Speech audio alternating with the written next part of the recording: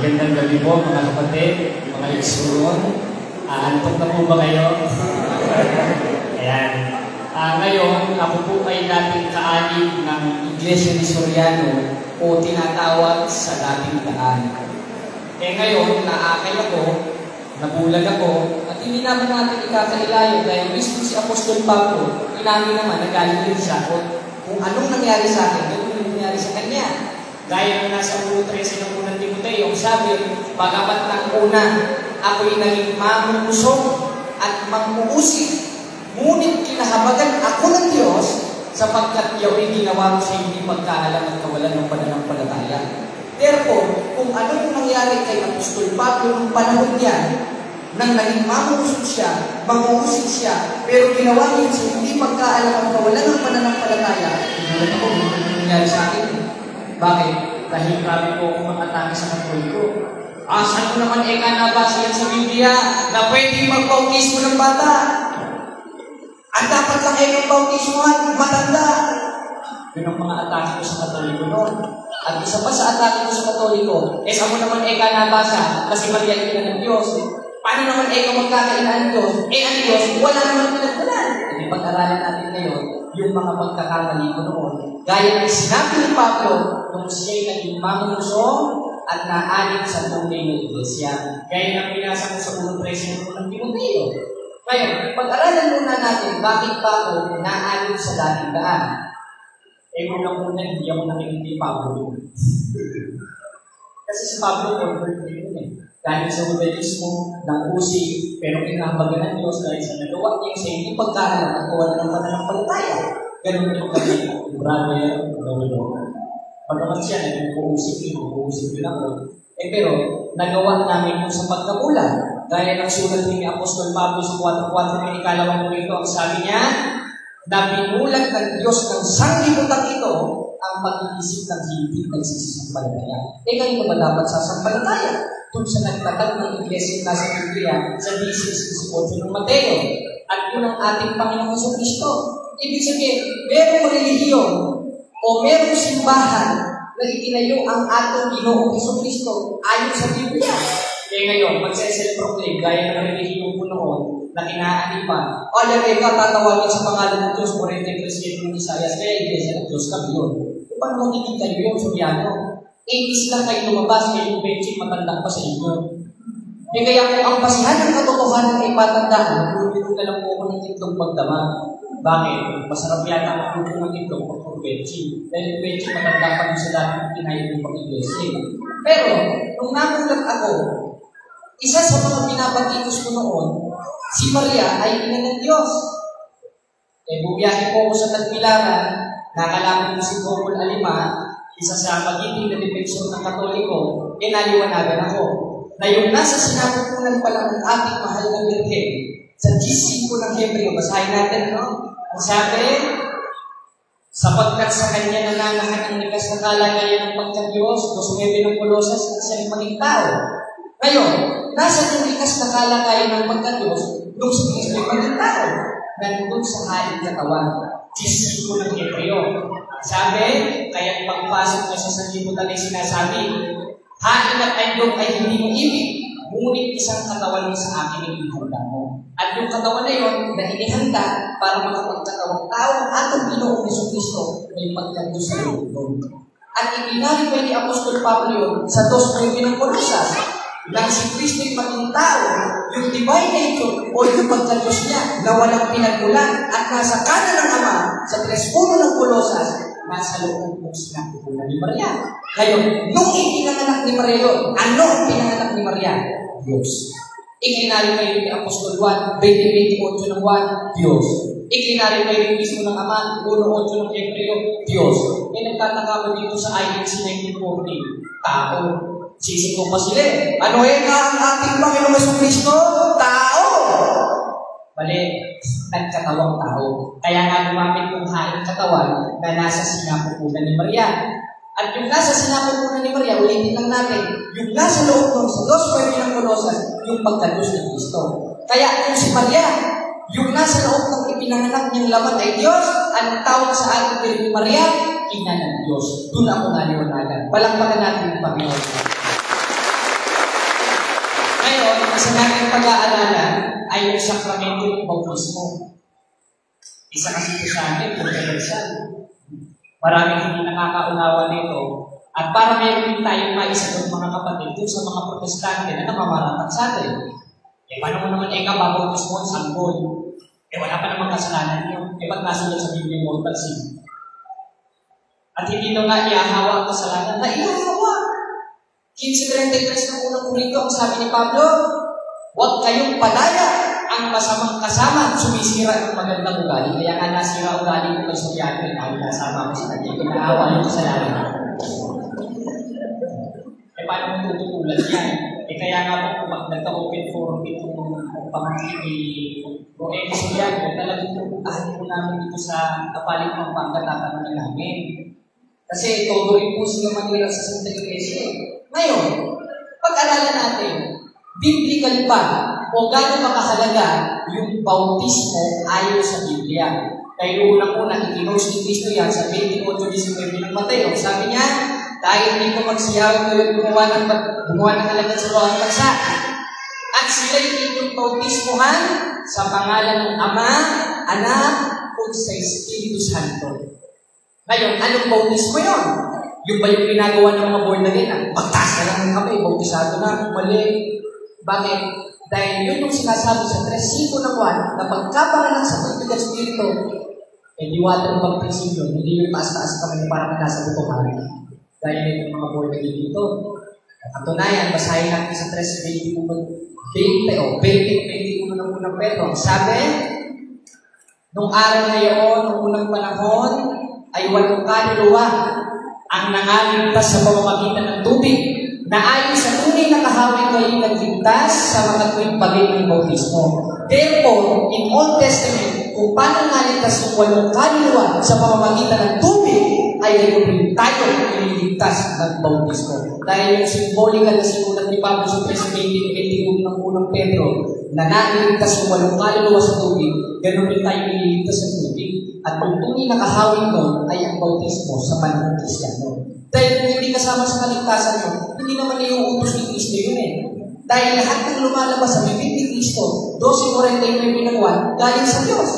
At pag nagsalita ang Diyos, kasama ba sa kaligtasan yun, kapatid? Kasama.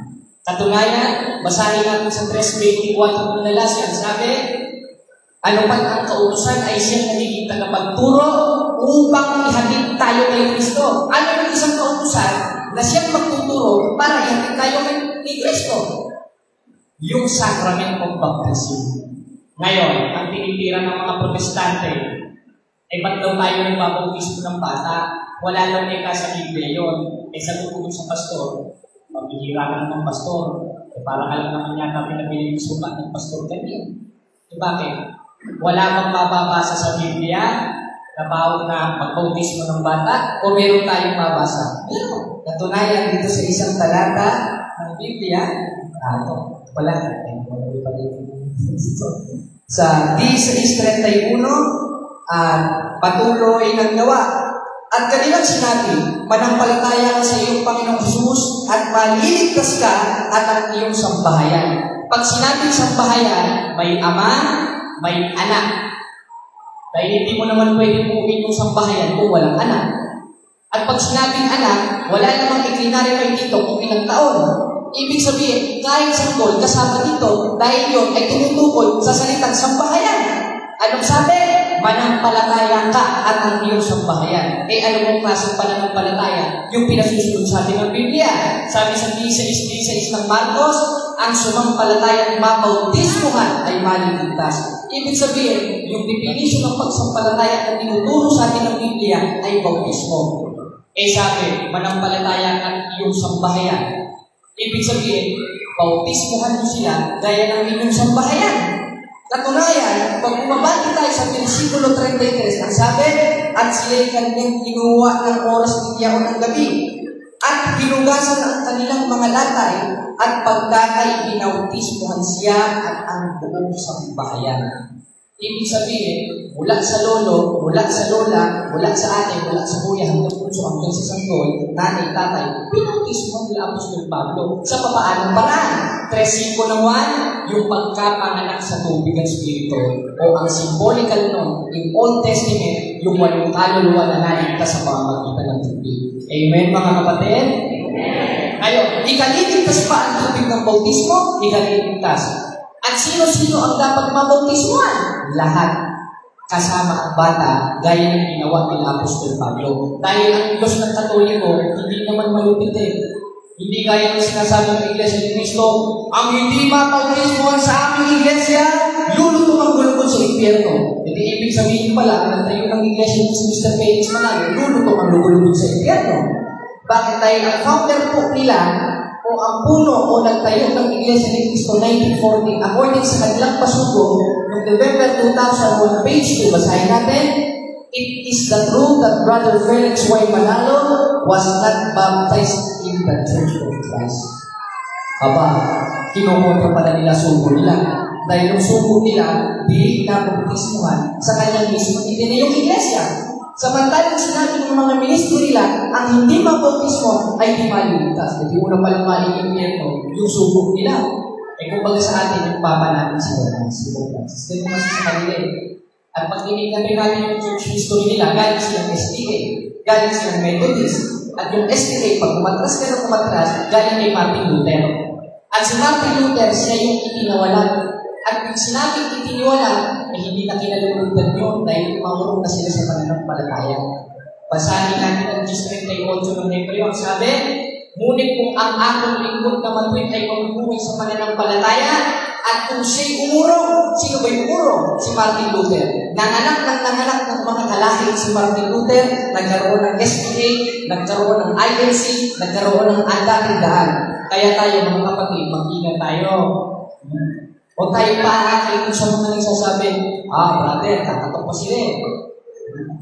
Handa na ba kayong tanggapin ang ating Panginoon Kristo para sa kaligtasan? Paano po? O ito, pilaban mo ito. Pumunta ka sa aming lokal. Pumunta mo lokal, sasakuran ka agad ng basketball, ng tiles. At yun yung sinasabi kita po. At yan mayaman ng mga pastor. At nasaksihan ko yan dahil ang mga kasama ko, yung kameraman ko, yan ay dating daan. At si Brother Jody, dating born again 8 years, nakapunin ko na Koreano. Dati po siya born again. Kaya alam po namin ang kalakaran ng mga relihiyon. Hindi na ako magtataka sa mga pastor na ito. Dahil nagkakatotoo lang sinasabi ng Biblia sa ikalawang Timoteo 3:1 na nasa panahong papanganib, darating ang maibigin sa salapi. At isa doon sa pinatuparan ng maibigin sa salapi, yung mga pastor na matatakaw at mga pastor na mulaan ng mga tuso at nagtayo ng sarili nilang relihiyon. Ba't ka magtatayo? Yung iglesia nga sa Biblia na itayo, 1st century. At yun yung nasa 15:18 ng Mateo na dilig pananaligan ng Hades. Na itinayo ni Cristo sa Jerusalem, napunta sa Roma, ulos niya ng Roma na tinawag ng mga banal at nakarating sa Pilipinas. Tanong, sino yung founder ng nakarating sa Pilipinas? Ang recommended ng Biblia sa 8:8 na po, read the book of history and see. Ngayon, basahin natin sa history. Ito ba? Baon-baon tayo dito. Dito sa The Philippines, a unique nation by Sonia and Saide in page 123. Nakalagay? Ayan. The greatest legacy of Spain to the Filipino is Christianity, especially the Roman Catholic religion. Strangely, this religion was Asian origin, being founded by Jesus Christ. Ibig sabihin, mga kasaysayan na, mga referensya na mismo nagsasaysay na ang dinalasalan ng mga Kastila na galing sa Roma, na nagmula sa Jerusalem, ay tatag ng ating Panginoong Jesucristo. At papalang tayo, dahil namulan tayo, naanin tayo dun sa dinala ng mga Kastila, na mula sa Roma, na itinayo sa Jerusalem, at sabi sa 9:31 ng gawa sa Sagrada Biblia, yun ang Iglesia Katolika Apostolika Romana. Palagpakan natin ang Panginoon. Kaya natin hindi tayo naakay. Kaya pag meron tayo mga kapatid na makakasalamuhan na sila daw mga misyonaryo, sila daw ang totoong Iglesia, tingnan nyo muna ang tao. Ano taon po kayo napatay? Ngayon, kung ang taon nila, matanda pa ang pension sa kanila, huwag kayong ani. So, pag nuluto na lang ng ito, matanda pa pension sa inyo eh. Matanda pa maling sarap sa inyo eh. Paano kayo naging totoo? At paano rin naging totoo itong mga iglesia na ito? Eh wala naman silang connection kay Kristo. Eh isa lang naman ang relihiyon o iglesia na itinatag na mayroong connection kay Kristo. Na mula sa Papa sa Roma, nagkaroon ng apostolic succession at nakarating kay Apostol Pedro. At si Apostol Pedro sa 16:18-19 ng Mateo ang kausap ni Kristo. Hindi naman yung mga bulaang pastor. Kaya nakakasiguro tayo mga kapatid na itong inaaniba natin, hindi na tayo mamamatay. Bakit? Dahil ito ang ipinatag ng ating Panginoong Kristo at meron tayong authority. Ngayon, makainantok na kayo sa akin mga kapatid. Nasanay lang. Ganito kasi sa dating daan.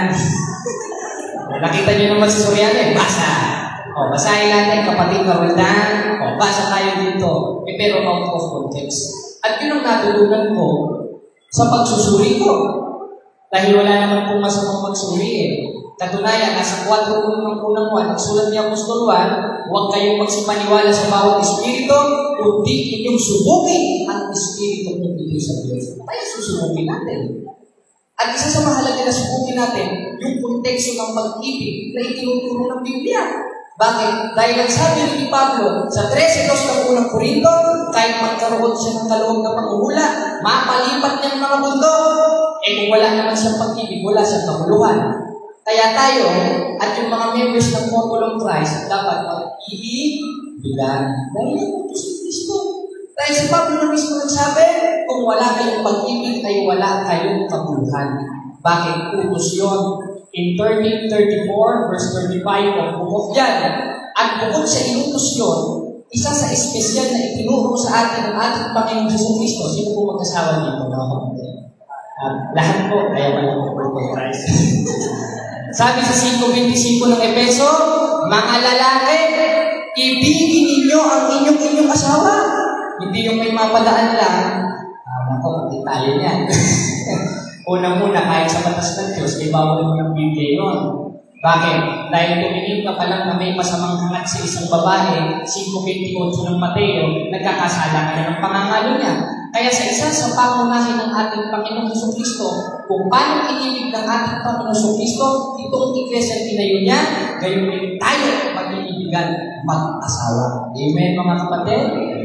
Dahil yun ang pinakamahalagang konteksto ng pag-ibig na tinuturo ng Biblia, lalo na kapag tayo nakatali sa sakramento ng kasal. Yung di ba, basta nilang kasal eh. Kasal na kayo, sino yung sabi sa'yo? At saan simbahan kayo ng pakasal? At yung pastor ba na nagkasal sa inyo, yung autorisasyon? Wala. Dahil ang binigyan lang ng autorisasyon magpakasal ang mga paring obispo. Katunayan, mababasa natin yan sa paboritong talata ng mga protestante sa 20:28 ng Gawa. Ingatan ninyo inyong sarili lahat ng kabilang sakawan, na sa kanila'y hinirang kayo ng Espiritu Santo sa pag-iingat. O sa magandang balita Biblia, na kayo naman na ginawang mga pari at mga obispo. Anong tungkulin? Upang pakanin ang simbahan. At isa dun sa uri ng pagpapakain, yung sacrament of confession. Sacrament of Eucharist na dapat natin ma-receive at dapat natin ugaliin sa tunay na iglesia ng Diyos. Bakit? Utos kasi mga kapatid eh. Dahil yun lang naman ang utos natin, kaya naman tayo eh. Sumunod sa utos ng Diyos, sabi sa 12:13 ng Ecclesiastes, ang sabi, itong wakas ng bagay, lahat ay narinig.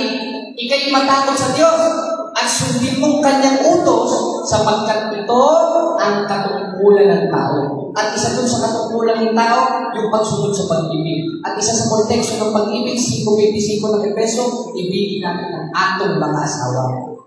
Eh, si Johnny, ano bro? Ayan po kasama ko. Punta ka nga dito bro. Si bro Johnny. Ayan. Dati po siyang kaanin sa MCGI. Halos 2 taon o isa ba? Ilang taon bro? Ilang taon na sa MCGI? 1 taon po mahigit nag-import sa maling Diyos at maling iglesia ng tinatag ng tao. Katunayan, yung iglesia kinaaniba namin ngayon, namakaunti na eh. Eh yung nasa Biblia na itinayo, 16:18 ng Mateo, hindi pananay ka ng Hades. Ibig sabihin nun, kahit anong bansa pa yan, kahit anong relihiyon pa yan, hindi maihigiba ang Iglesia ng Ilatag ng Kristo. At yun ang Iglesia Katolika, Apostolika, Romana, mga kapatid. At yun ang pinaunawan ng mga Protestante. Katunayan, isa sa isinulat ni Apostol Pablo, 3:10 hanggang 11 ng Efeso, ang Iglesia ng Diyos nasa panukalang walang hanggan. Ibig sabihin, kahit katapusan ng mundo, nakatindig pa rin ang Iglesia. Ngayon, kung sila Mr. Soriano, ang tunay na Iglesia tinutukoy sa Biblia, bakit paubos na sila? Bakit nung namatay si Mr. Soriano, pinananigan siya ng kanyang pamangkin na si Daniel Quezon? Bakit?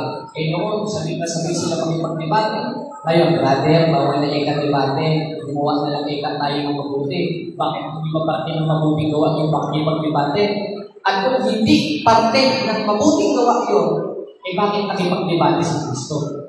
Nasa 23:15 ng Mateo, 6:12 ng Efeso, at 2 Korintios 4 hanggang 5. Ibang hindi ng mga apostol ito Hindi chismis ito.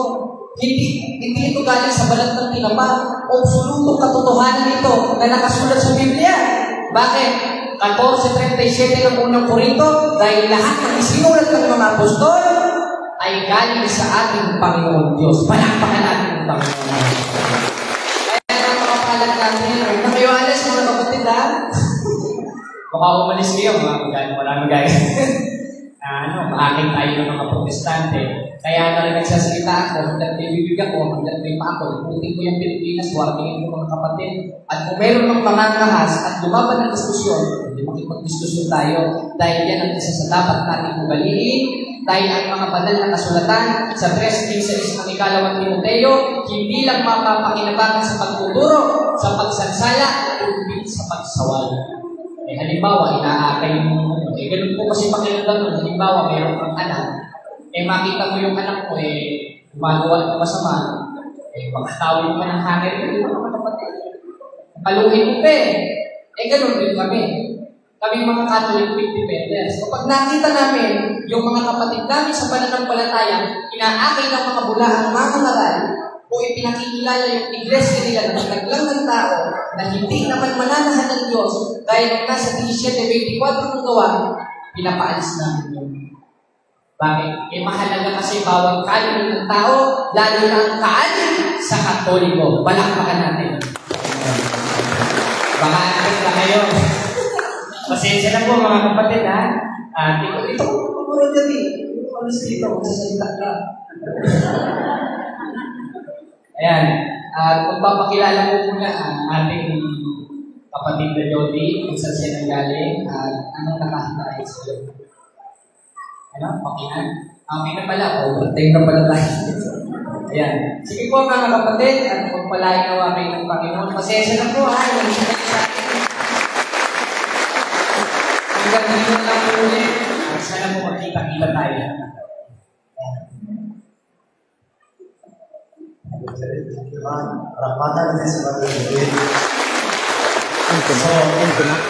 Thank you, Brother David.